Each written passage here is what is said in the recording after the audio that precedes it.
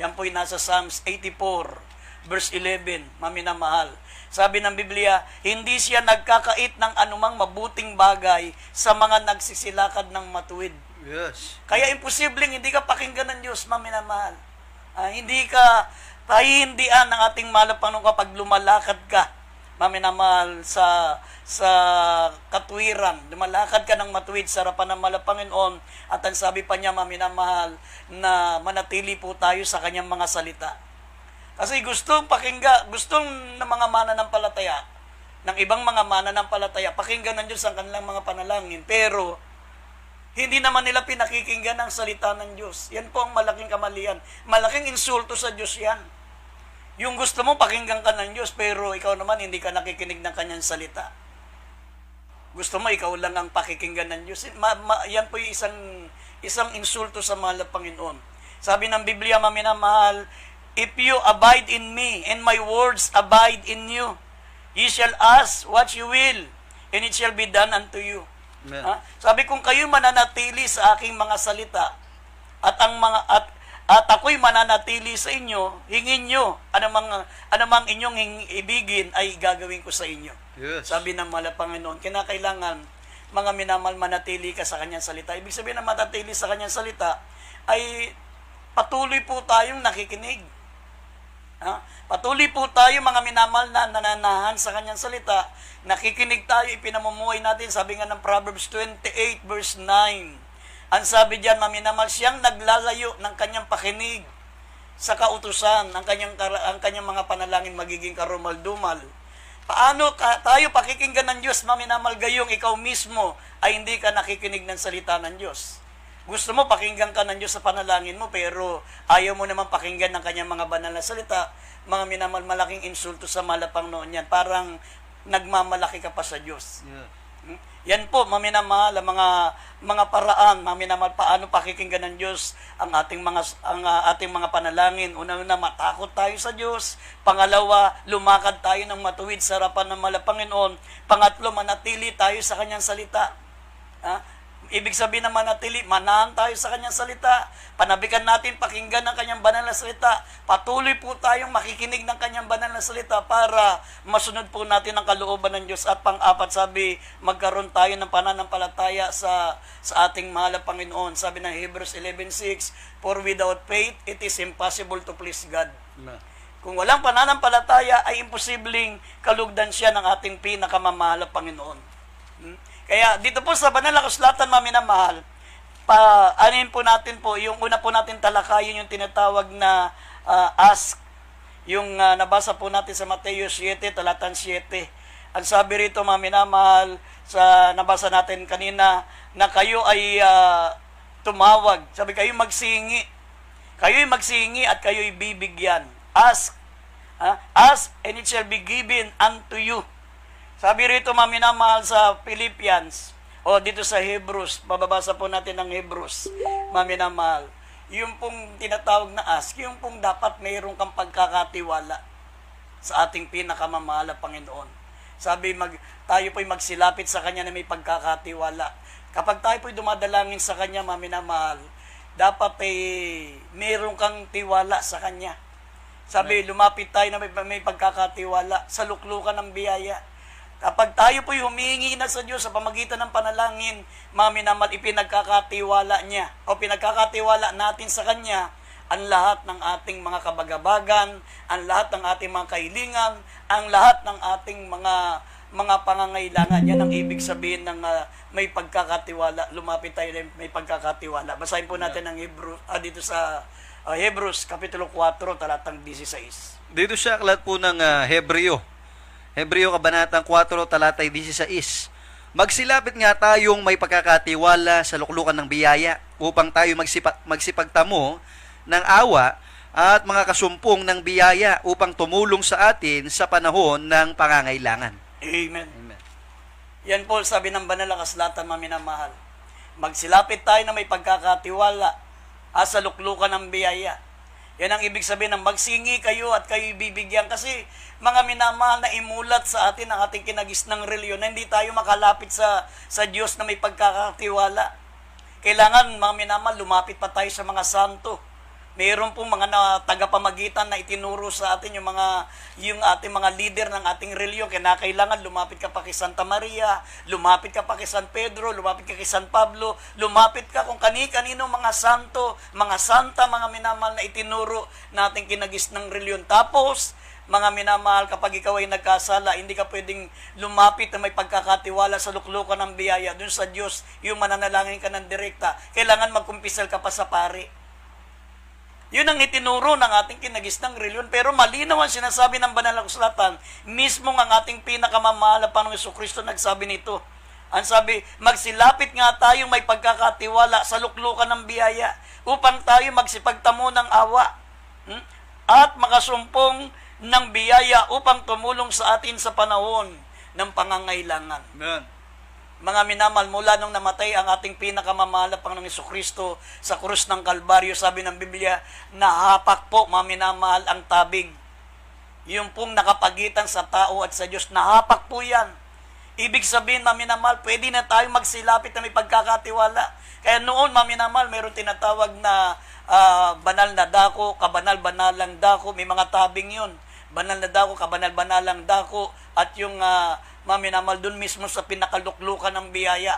Mga pangulong saserdote lang ang nakalalapit. Pero simula nung namatay ang ating pinakamamahal na Panginoong Jesucristo, maminamahal, kung mababasa niyo po ang Mateo 27, talatang 51, maminamahal hanggang 53, nung namatay ang ating pinakamamahal na Panginoon, nahapak po yung tabing.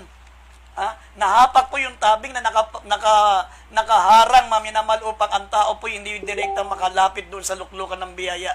Mayroon tinatawag na holy place, holy of holies, at yung tinatawag na pinakaluklukang biyaya.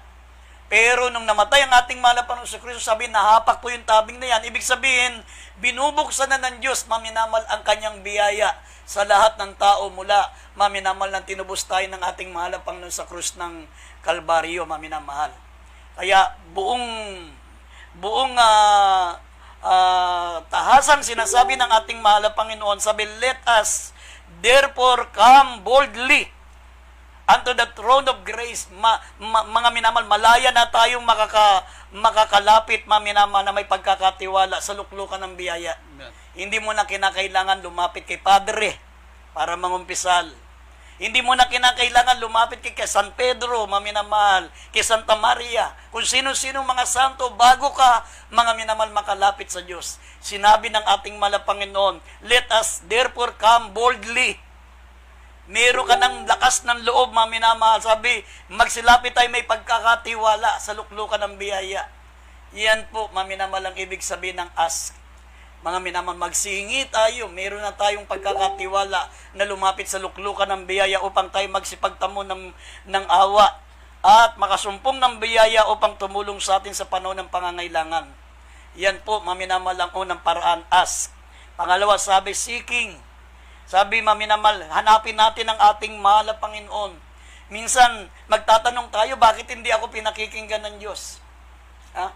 Napaka-religyoso naman natin mula sa pintuan hanggang dun sa altar, nananalangin po tayo, nagmamakaawa tayo, nagsusumamo tayo sa Diyos, pero parang bakit napakalupit ng Diyos? Bakit parang sarado ang pandinig ng Diyos? Bakit, mga minamahal, nananatiling nakapikit ang Diyos sa ating mga pangailangan?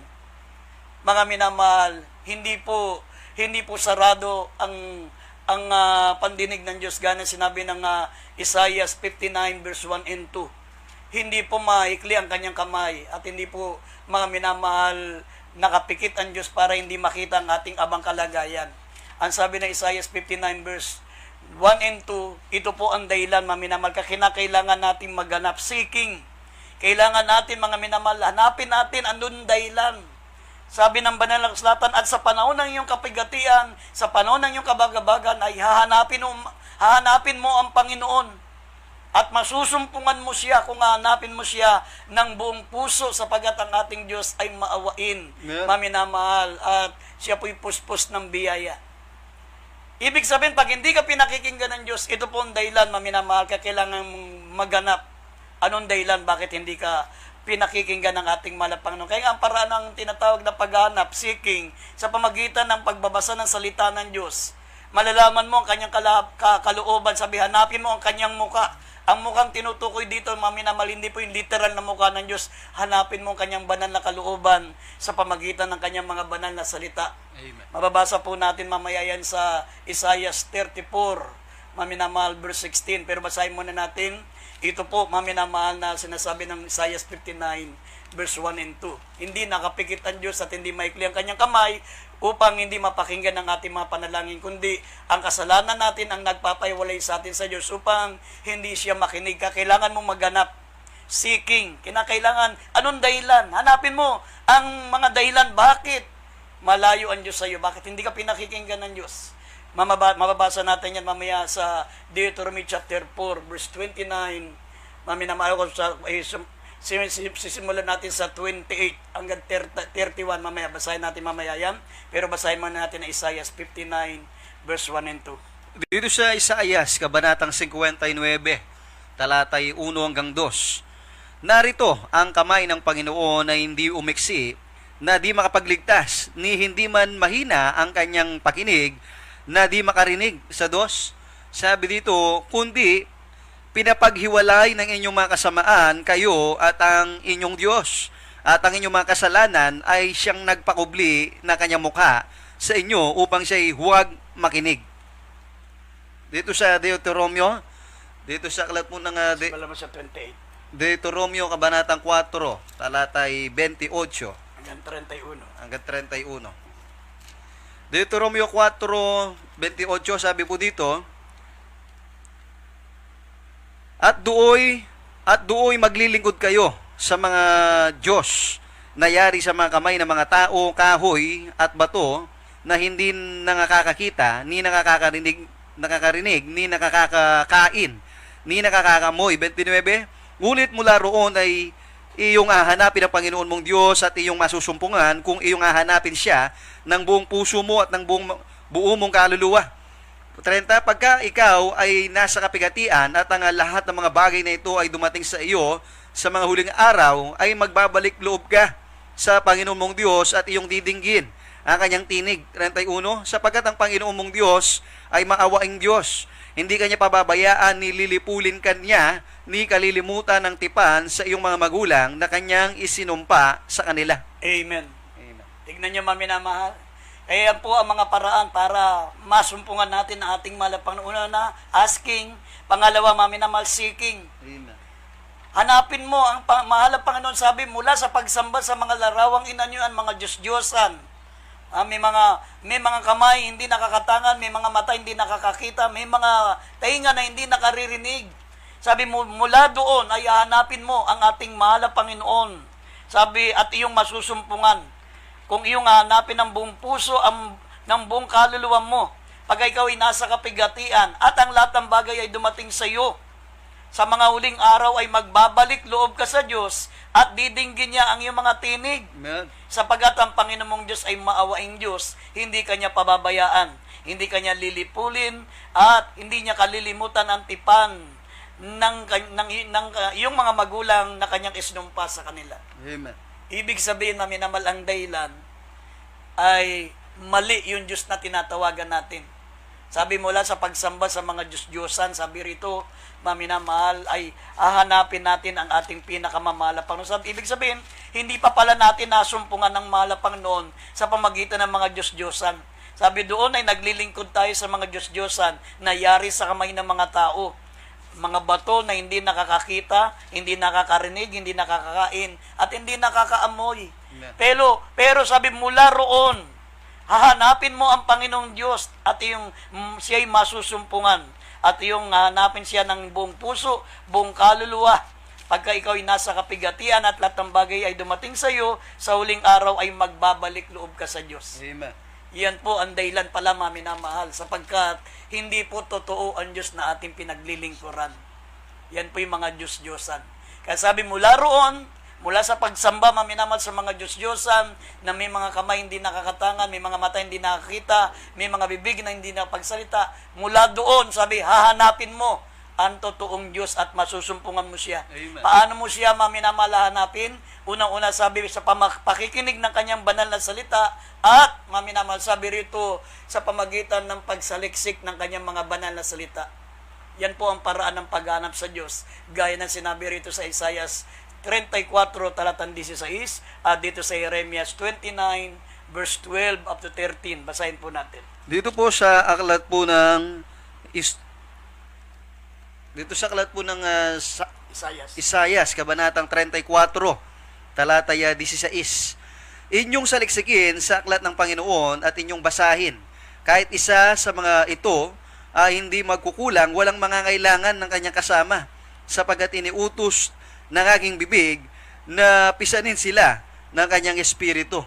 Dito po sa aklat ng Jeremiah, kabanatang 29, Jeremiah kabanatang 29, talatay 12 at 13. Sa 12, at kayo'y magsisitawag sa akin, at kayo'y magsisiyaon, at magsisidalangin sa akin, at aking didinggin kayo. 13, at inyong hahanapin ako, at masusumpungan ako, pagka inyong sisiyasatin ako ng inyong buong puso. Amen. Amen. Yan po, maminamahal ang sabi ng banal na kasulatan. Amen. Kung tayo po, maminamahal, ay maghahanap lamang, masusumpungan natin siya. Yes. Ha? Sabi, seeking, hanapin natin ang mahal na Panginoon. Humanap ka at ikaw'y makasusumpong. Pakinggan mo ang kanyang banal na salita. Magbasa ka ng banal na kasulatan, mahahanap mo siya, masusumpungan mo siya, maminamal. Sabi, inyong hanapin ako at ako'y inyong masusumpungan. Pagka inyong siniyasat ako ng inyong buong puso, maminamal, sa pamagitan ng pakikinig ng kanyang salita at sa pamagitan po ng pagbabasa ng kanyang banal na kasulatan. Yan po ang paraan ng paghanap sa mahal na Panginoon. Hindi po yung kung saan-saang lupalop na lugar tayo, maminamal, pumupunta. Pag nabalitaan natin, nagmimilagro ang isang santo doon sa Our Lady of Manawag, pupunta tayo sa Manawag, Pangasinan. Pag nabalitaan natin na mayroong umiiyak, maminamal, na ng dugo doon sa dako po, maminamal, ng Bicol, yung Peña Francia, pupunta tayo doon sa Naga sa Bicol. Pag nabalitaan natin, maminamal, sa La Union na mayroong bakla, maminamal, na gumagawa ng himala at sumasapi sa kanya si Virgin Mary, pupunta tayo doon sa La Union. Hindi ganoon ang paghanap, maminamal, sa mahal na Panginoon. Ang paghanap sa ating pinakamamahal na Panginoon, sabi, inyong saliksikin ang kanyang mga banal na salita. Hanapin niyo ang ating mahal na Panginoon sa pamagitan ng pagsiliksik ng kanyang kautusan. Sabi, inyong saliksikin sa aklat ng Panginoon at inyong basahin. Kahit isa sa mga ito ay hindi magkukulang, walang mangangailangan ng kanyang kasama, sapagkat ito'y iniutos ng aking bibig at pinisan sila ng aking espiritu. Amen. Yan po, maminamal, ang sabi ng ating pinakamamahal na Panginoon. Yan ang paraan ng paghanap, seeking. At pangatlong gagawin po natin, sabi ng Biblia, maminamal, knock with perseverance. Knocking. Ang ibig sabihin ng knocking, pagkatok, maminamahal, yung patuloy na panalangin. Kasi laging ang sagot ng Diyos, maminamahal, sa panalangin natin, una-una, yes. Pangalawa, maminamahal, ay no. Pag hindi sinagot ang panalangin mo, maminamahal, no ang sagot ng Diyos, merong higit, maminamahal, na mas maganda na ibibigay sa iyo ang ating mahal na Panginoon. Kaya nga, kapag hindi siya sumagot sa panalangin natin, hindi yan kalooban ng Diyos at hindi yan, mga minamahal, magiging mabuti para sa iyo. Amen. Dahil katulad ng magulang natin, maminamal, pag gumingi ka ng matamis, maminamal, na malapit na magtanghalian, hindi ka niya bibigyan ng magulang mo, maminamal, ng matamis na pagkain dahil mawawalan ka ng gana kapag kumain ka ng tanghalian. Hindi ibibigay ng nanay mo yan, maminamal, ng mabuting mga magulang mo, yung matamis sa panahon, maminamal, na kinakailangan ka ng kumain ng hapunan o tanghalian. Bakit? Mawawalan ka ng gana. Amen. Ganon din ang Diyos. Kapag makasasama sa atin, ang sagot niya sa panalangin natin ay no. Ibig sabihin, merong mas higit na mas maganda, mga minamahal, na ibibigay sa iyo ang ating mahal na Panginoon. At pangatlo, you wait. Hihintayin mo, mga minamahal. Kaya nga, knocking. Ibig sabihin ng knocking, patuloy ka lang kumatok, patuloy ka, mga minamahal, na manalangin, sapagat hinihintay mo na lamang ang katugunan ng ating mahal na Panginoon. Pero habang naghihintay ka, patuloy kang kumatok. Amen. Ibig sabihin ng patuloy na kumatok, patuloy kang manalangin, knocking with perseverance. Sabi rito sa Psalms 27, dagdag natin Psalms 27 verse 14, sabi, maminamahal, ako'y maghihintay na may pagtitiis, maminamahal.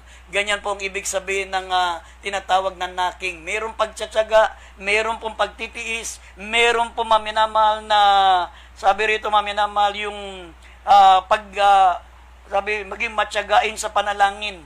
Mamaya mababasa natin yan sa Roma 12, talatang 12. Basahin muna natin itong awit 27, talatang 14. Dito sa akalat po ng Psalms, akalat po ng awit, kabanatang 27, talatay 14.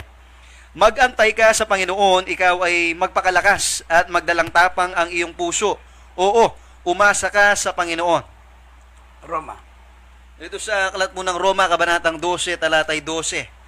Roma 12:12, sabi dito, magalak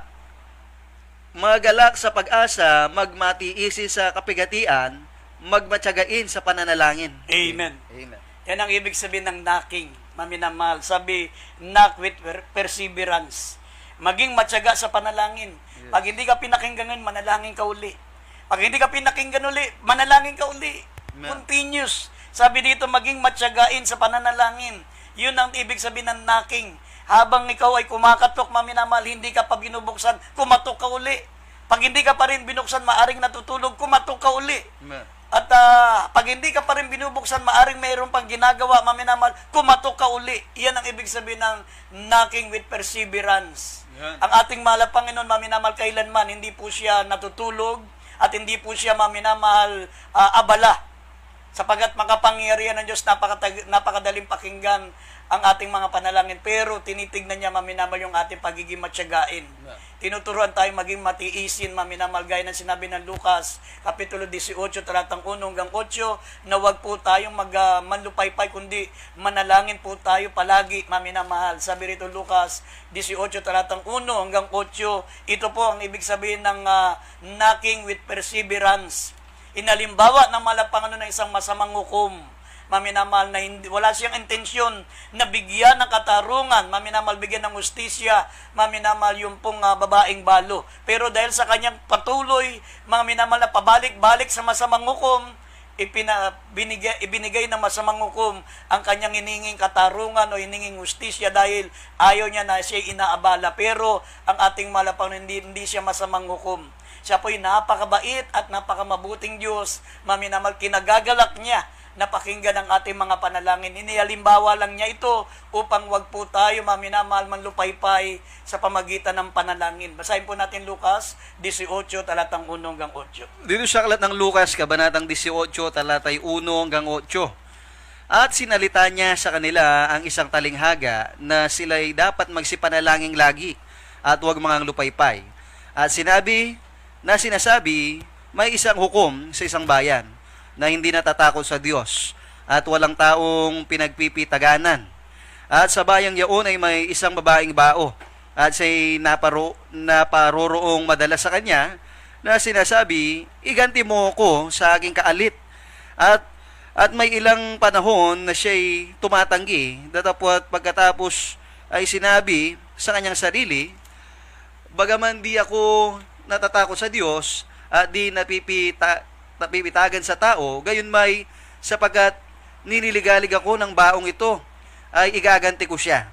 Baka niya ako bagabagin ng kakapaparito sa At sinabi ng Panginoon, pakinggan ninyo ang sinabi ng likong hukom. At hindi baga igaganti ng Diyos ang kanyang mga hirang na sumisigaw sa kanya sa araw at gabi, at siya may pagpapahinuhod sa kanila. 8. Sinasabi ko sa inyo na sila'y madaling igaganti niya, gayon may pagparito ng anak ng tao, makakasumpong kaya siya ng pananampalataya sa lupa. Amen. Amen. Yan po, maminamahal, ang halimbawa ng ating dakilang Diyos sa pamagitan, maminamahal, ng patuloy na panalangin. Amen. Sabi ng Biblia, maminamahal, knocking with perseverance. Yan ang ibig sabihin ng knocking. Ang ibig sabihin ng tinatawag na asking, magsingi, sa pamagitan po ito ng panalangin. Amen. At ang ibig sabihin ng magsihanap, maminamahal, ito po yung sa pamagitan ng pakikinig at pagbabasa ng banal na kasulatan. Hinahanap natin ng kalooban ng Diyos. Hinahanap natin, maminamahal, ang ating pinakamamahal na panahon sa pamagitan po ng pakikinig at pagbabasa ng kanyang banal na salita. At yung pong pagkatok, ito po, maminamahal, ay patuloy na panalangin. Yung sabi rito, knock with perseverance. Yung Hindi tayo manghihina, maminamahal, kundi magpatuloy po tayo sa panalangin.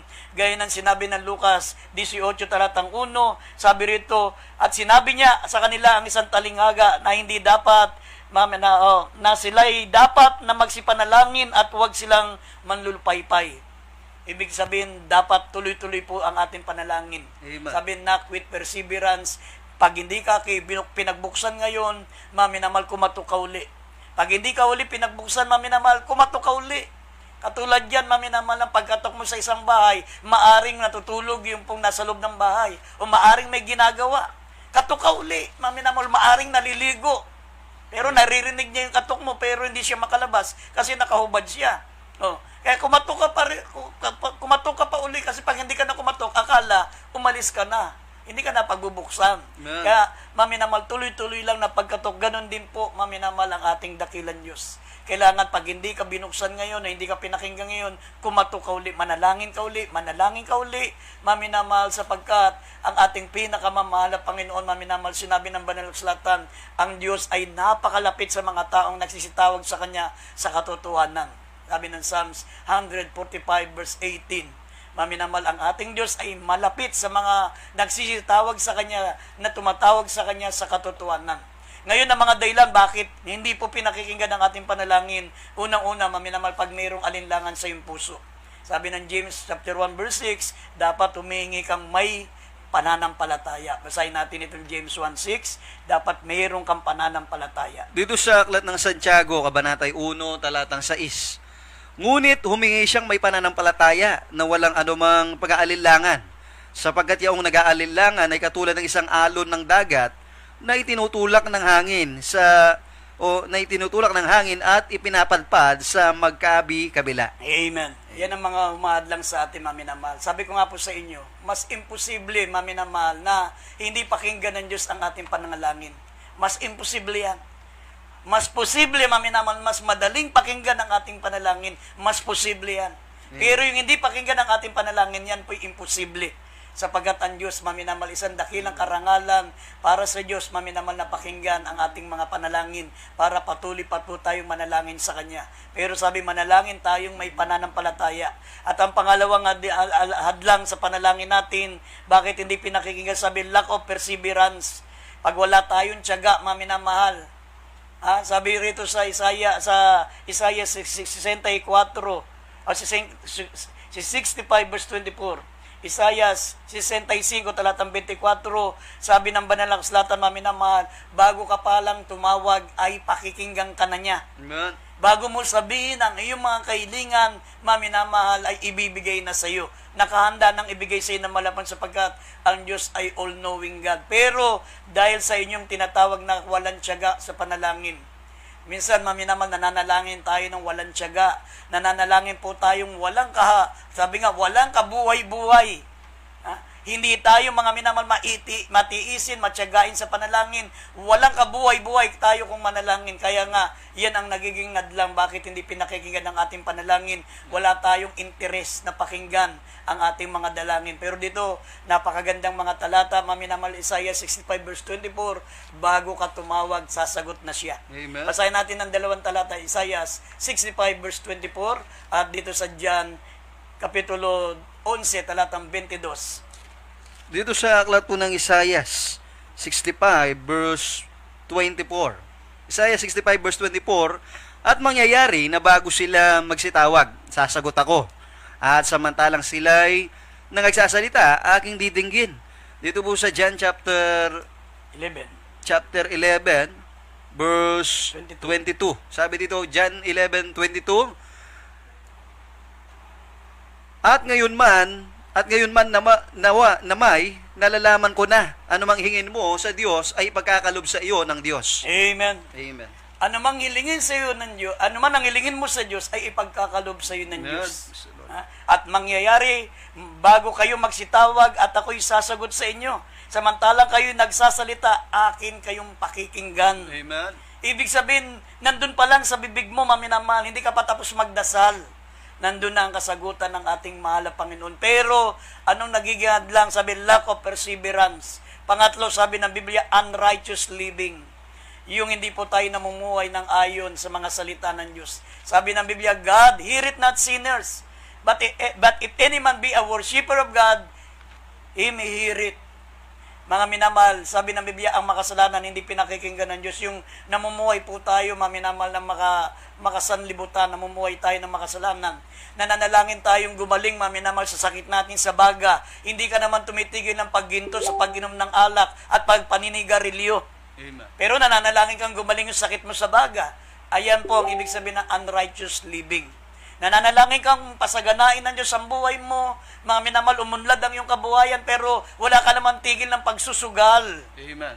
Wala kang tigil ng pagbibisyo, mga minamahal, pero nananalangin kang sumagana ang buhay mo, nananalangin kang guminawa ang buhay mo, pero mga minamahal, ginugugol mo naman ang pera mo sa mga walang kwentang mga bisyo. Paano ka pakikinggan ng Diyos? Yun po ang sinasabing unrighteous living. Yan ang mga nagiging adlang. Bakit hindi pinakikinggan ng Diyos ang mga panalangin natin? Pero tandaan nyo, mga minamahal, sabi ng banal na kasulatan, hindi, mga minamahal, maikli ang kamay ng Diyos at hindi siya bulag upang hindi makita ang ating mga pangangailangan. Kaya sa gabing ito, mga minamahal, ang unang paraan upang pakinggan ng Diyos ang ating panalangin, tanggapin nyo ang ating pinakamamahal na Panginoon bilang sariling tagapagligtas.